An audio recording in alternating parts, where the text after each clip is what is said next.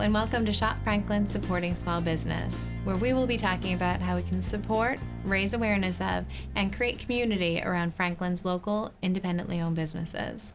My name is Sarah Mabardi. With us today, we have Mark Lenzi, owner of Franklin Liquors. Thank you, Sarah. Thank you for being Thank here. you. So you know everything about wine? No. Everything. No. Try. Everything. Try. Everything. Everything. Try. I've actually had the honor of attending one of your wine tastings. Yes. So, beyond knowing everything about wine, everything, where did Franklin Liquors come from? How did it begin? Great history, part of town. My dad and mom in 1978 purchased Jimmy's penny candy, tobacco, and liquor store. Mm-hmm. It's something you will never see again. Wait. Penny candy? Penny candy, tobacco, with the soda fountain, and then cigars, cigarettes, and then through the door was the liquor. But, growing up in town as a kid, go to Davis Thayer School, you'd walk, you get your penny candy. You never notice the alcohol. Now you never notice the candy. You're at this age, you'll notice the alcohol. But it was a staple in the town growing up as a kid to get your penny candy. I always search for pictures in the town to get people in the soda fountain and things like that, but I can never find anything inside. The interesting thing about it was, I guess soldiers, when they went to war and came back from war, had their picture taken in front of the store coming off the train. So there are a few pictures of soldiers in front of the store, but you can't see the actual store. So yeah, it's very good history. And it wasn't located where it is now. So right now Franklin Liquors is on East Central, a little outside downtown. So it's my understanding that we were located right in the center of town. There's a little bridge. Everybody's familiar. This is an older picture, okay. I think from the 40s or 50s. You're looking from, say, the bridge, looking south on 140. The Rome restaurant would be directly across the street if you're at the front of the Rome restaurant looking out. Okay. So the right side was penny candy, soda fountain. And the left side was a liquor store. This is the actual inside of the liquor store. Family, we're all family owned, family operated for years. And this is a picture, I think, in the 50s, same telephone pole, same trash barrel. And this is the liquor store section. The brick part you're seeing here is actually where H&R Block is, and this building is completely gone now. Okay, so you can really see it there where the bridge is to the left, and then there's that white building, correct. Which is Jimmy's, and then the brick building, which is still there today. Correct. So it was two storefronts, huge window displays with the awnings. And then when we bought it in 78, obviously, unfortunately, the soda fountain went away, and we switched over totally to liquor. It was a beautiful marble soda fountain, I think the last in town. But it's all gone. And you can see in this picture, this is the current location, looking over the construction. There's the Rome restaurant to the right, and you've seen that brick building and where our building used to be. So we can see where the lighter bricks on the bottom, it was right against there. It was two separate buildings. It had a great history. Some say it was a produce stand years and years before that. Had multi-layer cellar. It was interesting growing up in the basement as a kid. Different things were beside the train going by every day. But it was a very interesting location, very historic in the town. This is another picture of the current that's where that spot. Is now. You could see where the center is. And here's our current location. In 86, we rebuilt, moved down East Central Street, right across from the old Fico's bowling alley. And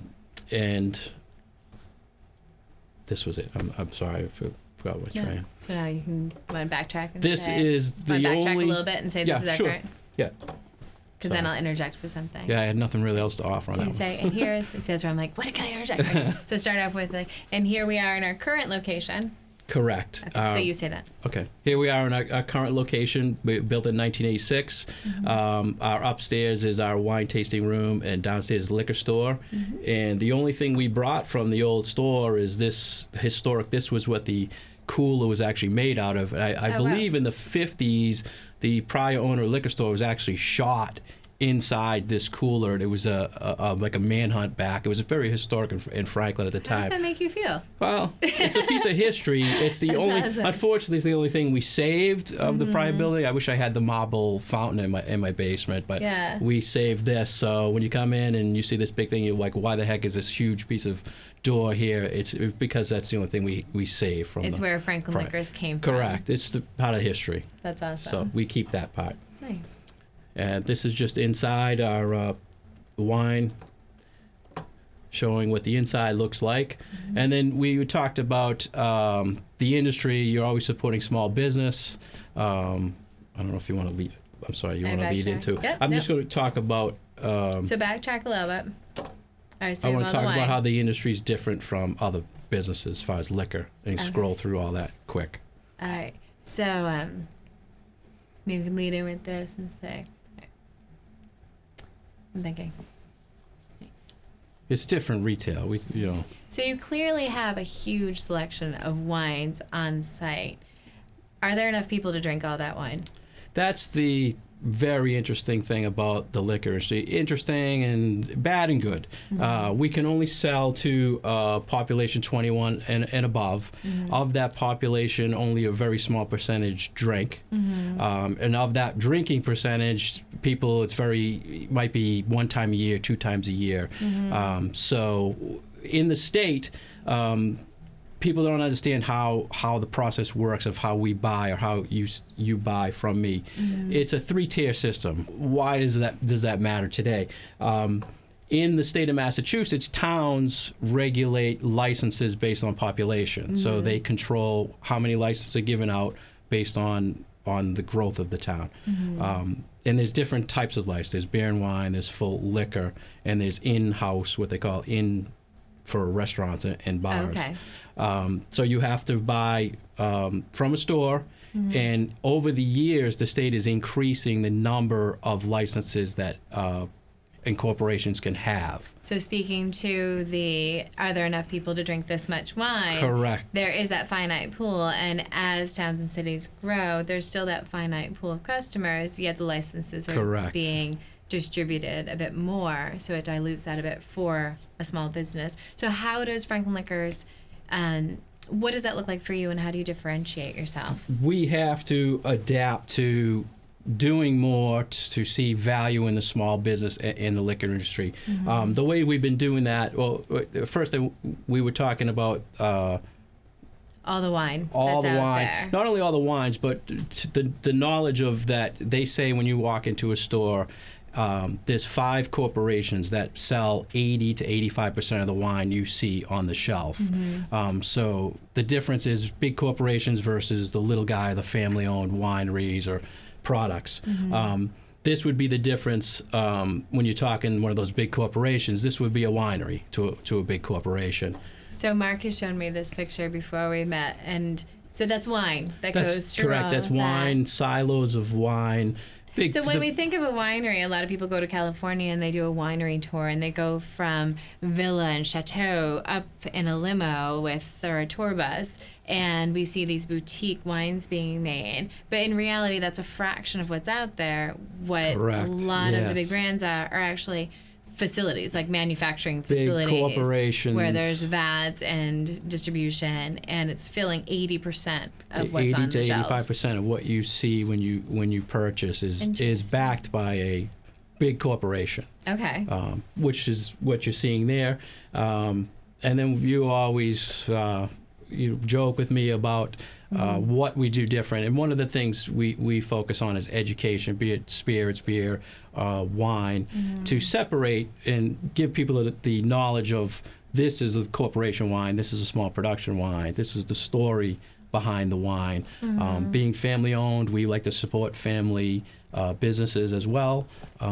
So we have the choice of where we give our money, and we hope people will make the same choice. And coming into Franklin Liquors or your local independently owned liquor store or wine shop, you're going to get the story behind the wine. Correct. So everyone likes the type of wine that they like, regardless of where it came from. But at the same time, understanding what goes into that and how it's produced, and maybe finding a new wine that you might enjoy based on the criteria for what you've enjoyed in the past. So you know all about that. Well, I try. The more I feel you can learn about a region or a grape, or the more you helps people pick what they're looking for. If you come to me and you're looking for a certain style, a certain profile, if I know it's from this country, is going to suit what you want, you need to be educated on that. Think of it like you won't bring your car to be fixed to someone who doesn't know how to fix a car. It's very similar in this industry, and we're very lucky enough to do different certifications through different societies. This is where you always pick on me. But it is. I mean, if you think back in history, kings and queens had what they called cupbearers, where they would taste the product for you. So I'm tasting the product for you to make sure it's the quality I feel I am confident enough to sell to you. So there is a lot to it. Part of the whole education thing was we developed our wine room, and this started about 10 years ago. My brother had the idea of normally a wine tasting, you go in the store and they're just handing you stuff out. You try it. We wanted to separate, sit down, actually meet the wineries, the vineyard owners, the distributors who are selling it, see who's behind the label, and in an informal sit-down type of room. So we did this about 10 years ago. It originally was a little small section, and then we opened it up because it was so popular. Here's more of the space and the setting. This is going into education with the school. So you do additional school education through continuing education. So public schools, lifelong learning, you do a class in wine tasting, correct? Yes, we started wines. with the whole initial idea of working with the adult ed or continuing ed programs was to base it on educating about wine. Then over the years, there's been more of need for give me something else with the wine tasting. So we come up with different themes, maybe something that's popular today on the market. And we worked, and we started with Franklin. It's probably been 8-9 years. Then we moved to partner with Tri-County, which, we get a huge different population because Tri-County covers multiple towns. Then we moved to educate with Medway. So we're multi-town education. Also partnered with some friends who do Norfolk and other towns as well. And that helps you broaden that reach to reach additional Correct. populations of people who are going to buy your product and appreciate that specific information. It's education to let people know here's what's out there. Here's learn it, learn where you can put your money, learn the whole process. And I love that you do it in an informal setting. So when you're there, I've had the opportunity to go to a wine tasting, as I said, and it was fun. It was relaxed. It's go with friends, very easy. And I know that you've partnered with a few other local businesses, Moonlight Chef, Sugar Shop, and Vanitas, I think you partnered with as well. And so I love to see that collaboration because it expands that network. So not only are you reaching out to your traditional customers or people who may know you, but that expands that network to a whole new population of people.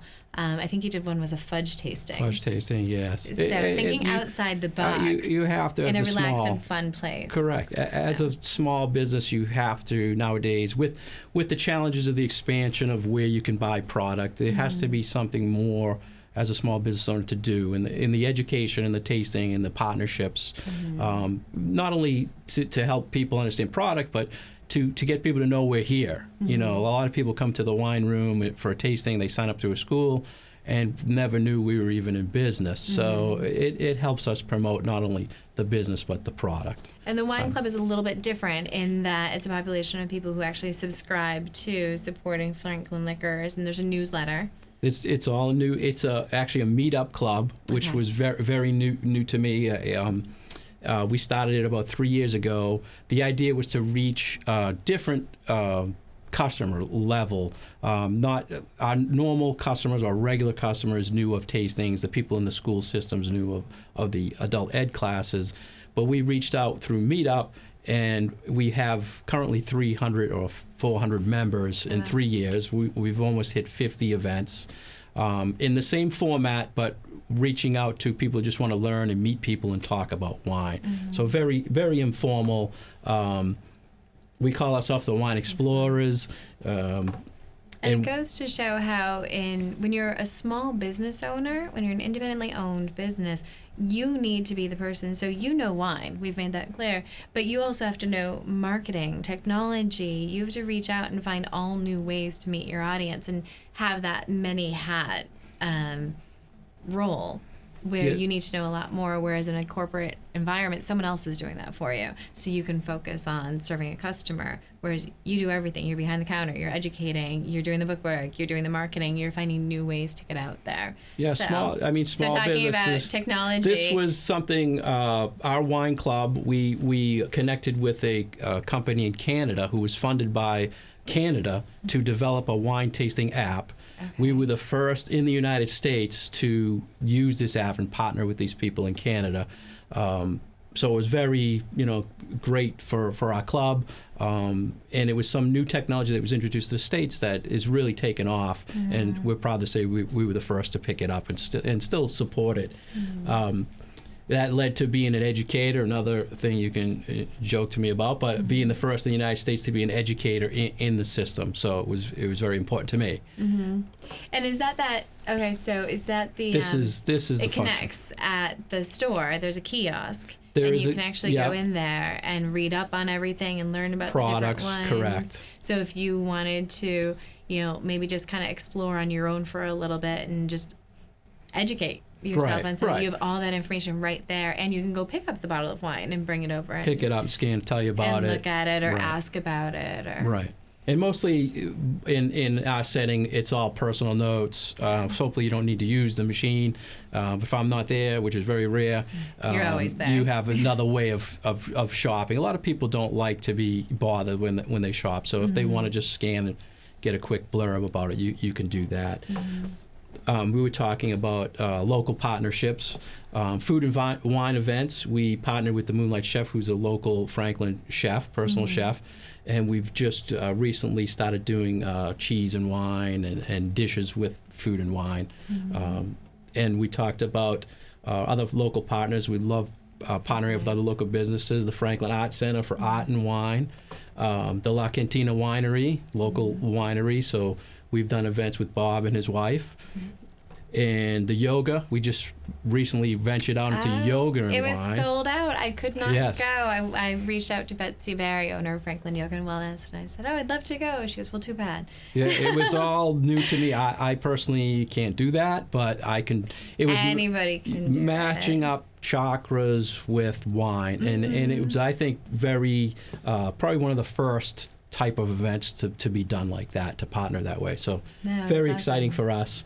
The sugar shop for we do fudge and wine, truffles and wine through the school systems and on our own partnering up.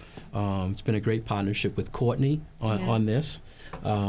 And you talked about Vinitas Wine Works, my friend Kim from Norfolk.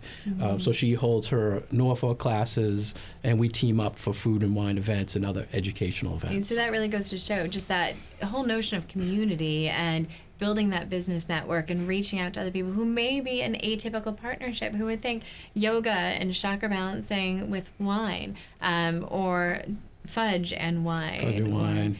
So it's helping other businesses to draw attention to the other people in our area. That's what, you and I have talked at length. That's what Shop Franklin really is about, is not just going and spending your money locally, but it's about really connecting people and building those relationships in that community where you have that loyalty, and that builds on the broader scale, that you feel connected, you feel a sense of responsibility to those around you. And this is a great example of it. It's great supporting each other. And you've been supporting this notion in Shop Franklin since day one. Oh, we love it. We love it.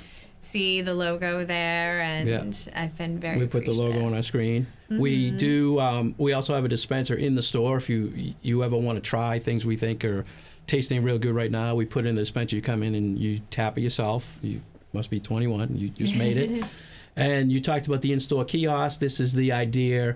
It scrolls through products. You can bring up recipes. Oh, wow. A lot of times, excuse me, a lot of times people come in, excuse me, ask for how to make a drink. Mm-hmm. And I there's some weird drinks out there. So we go in the system, you can search it, tells you the ingredients, and you can email it to yourself. So you have it on your phone, you can shop for the ingredients. It also has what we have our staff picks for. So my nephew put in his beer, my brother put in the liquor he recommends. I'll put in the wines, upcoming events, and then you can put yourself on our mailing list. So it's interactive. It's So this is really neat. So if someone's coming in and they're going to a party, so for example, Cinco de Mayo just passed. If they were doing something for Cinco de Mayo, or with the holidays coming up with something festive for the holiday, they could actually come in and say, oh, I want to bring something to this party. Maybe, a margarita. What do I need for a margarita? And it gives you various options. If they can't ask you right there, they can go there. Or if they went to a bar and they had some crazy drink that they'd never heard of before. I vaguely remember having something called, all right, I don't remember, but that doesn't mean I drank a lot of them. Yeah. It just means I don't remember.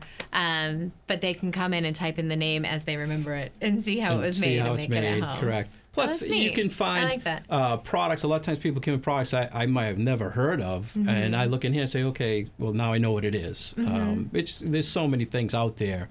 So it's always good to find things that we don't have and how you're seeing it and what the actual product is. It was a woohoo. Whatever it was called a woohoo. I have no idea what that was. No, it was bloody awful. But it was a long, long time ago. This is our in-store display, which we advertise local businesses. Shop Franklin is on there. Thank you. And it just scrolls through and advertises for small Shop Franklin and small businesses. Just another technology we try to do to incorporate into the business. And this is something I'm really proud of. We are probably one of the only stores within miles of Boston that recycles corks. We always say we want your cork. People, when you're done with your wine, your cork, don't throw it away. Bring it to us. We put it in bins and we ship it to a recycling plant. And they make interesting things: sunglass frames, sandals. Really? Yes. Interesting. So, floors. But it's all recyclable, and we have this both in the store and in our wine room, so we recycle everything. So save your corks and send them to Mark. Yes, I'll take them. We're on all social media. This is the whole idea behind the Shop Franklin. You have to be on social media. We do everything. I put a ton of stuff out there. It's worked well for us. We do have newsletters. We have a few different formats of newsletter. There's a daily wine newsletter you can get from us, and a weekly industry newsletter. Instead of sending out here's the special, it's kind of a combination of everything. This is what's in the news this week. This is what's going on this week for education wise, and here it is in one big spiel. It's pretty big. People have, you'd be, making jokes to me about it, but it has a lot of information. Comprehensive, geeky. It has a lot of information. Comprehensive. But if you want to get on it, we have all sorts of technology ways you can sign up for it, and we'll be in there on Saturday mornings on your inbox. We also teamed up with another. Apps are popular. You can find out products on an app where you can actually see what's in stock for inventory if you want a gift, and you can order it right on your phone.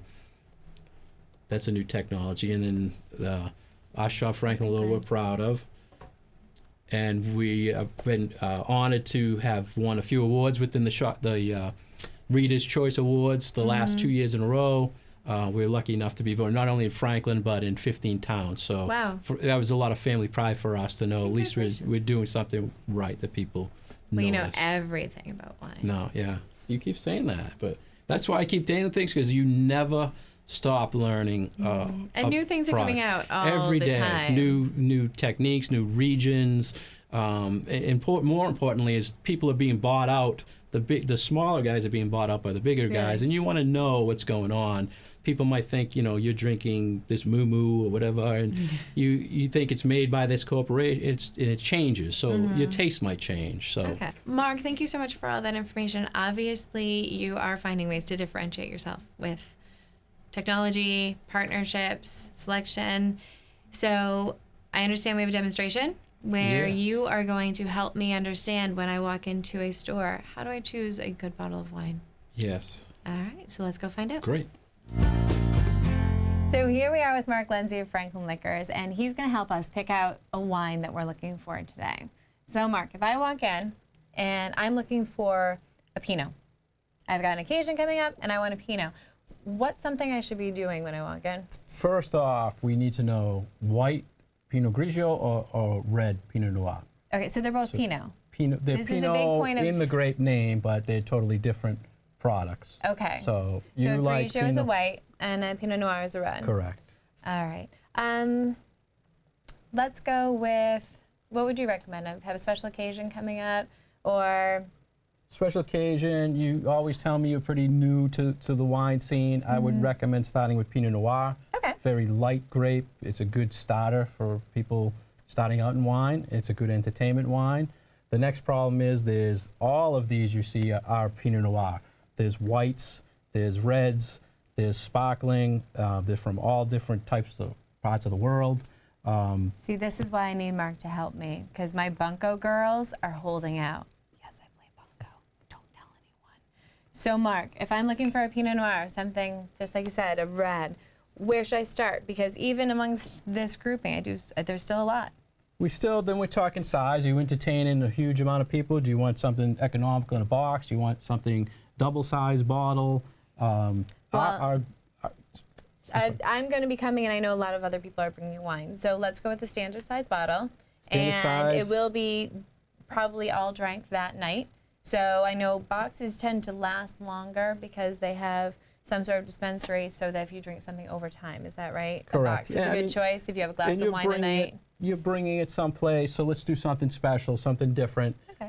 which I love to recommend things like that. So let's go towards now a sparkling. I would recommend a sparkling wine, French, not champagne, but it's called a Cremant, from southern France, Cremant. Because true champagne is from Champagne. Champagne. You don't say it's champagne if it's not from Champagne. They get Okay. very insulted by that. Don't It's a insult the Cremant. people of Champagne. So this is Right. a Cremant. Cremant, Is made that the from same way. region of Cremant? It's from the Languedoc region, southern France. Okay. Made the same way as Champagne, same method, has Pinot Noir in it.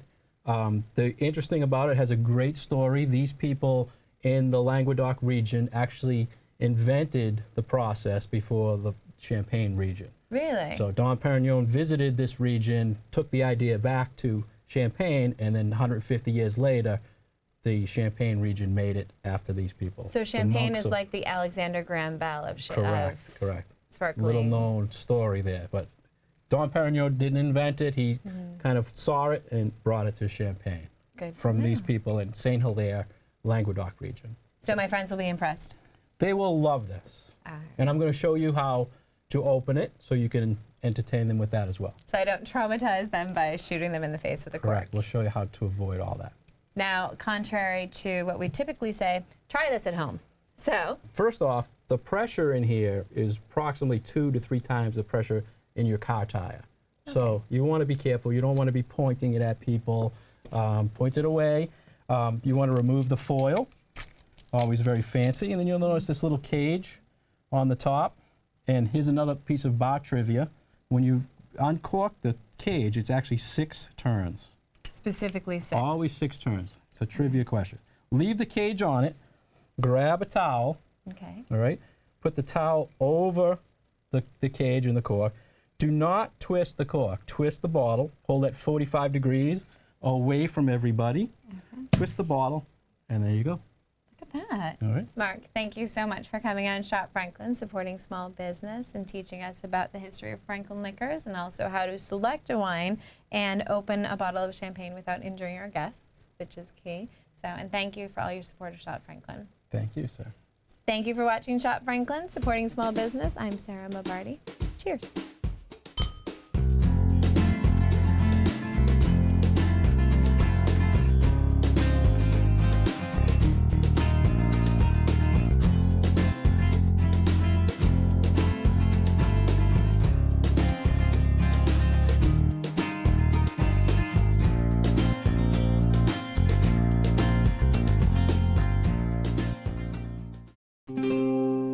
This program was made possible by your Franklin friends and neighbors, good folks just like you. Thanks for supporting Franklin TV. And thanks for watching.